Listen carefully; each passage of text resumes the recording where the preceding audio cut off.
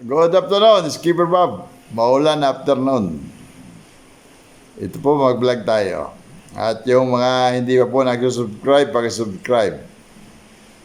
At pwede mag-request sa inyo. Paki-support yung aking kuwan sa Facebook. Yung Bobit ni Comedies. Saka yung group na Skipper Bob Backyard Breeder. Paki-support po. Mag-post po tayo malimit doon sa account natin sa FB. Kasi the possibility na yung account natin dito ay hindi na ito mamomonetize. So, doon na lang tayo sa FB. Mag-post. Kaya doon nyo po makikita yung mga bago. No? So, kaya paki-follow po yung aking account, yung Bobit ni Comedies. Saka yung Skipper Bob Backyard Breeder. Doon po pwede kayo mag-post ng mga kuwan tungkol sa pagmamanok. At kung may katanungan kayo, sasagutin ko doon sa Skipper Bob Backyard Breeder. Kasi may possibility na itong channel na ito, hindi na ito mamomonetize.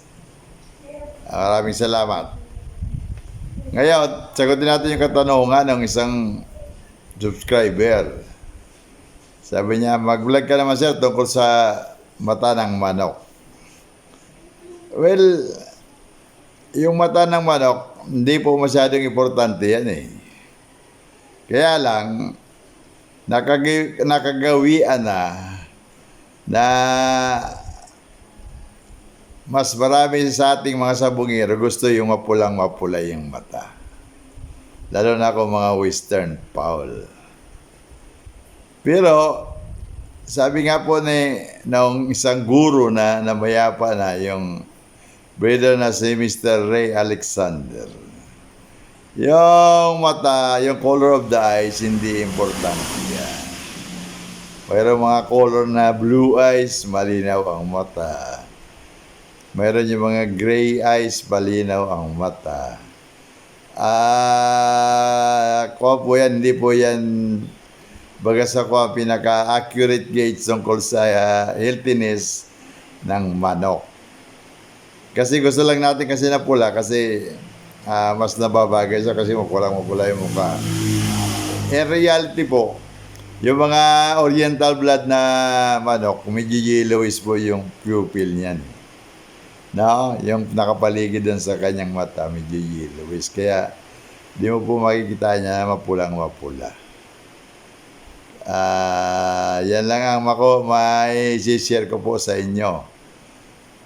Nire-request ko sana paki-follow yung account ko sa Facebook, yung Bobit ni Comedies at yung Skipper Backyard Breeder na group. Maraming salamat. Yun lang. Good afternoon. At doon tayo magpo-post ng mga kuhan.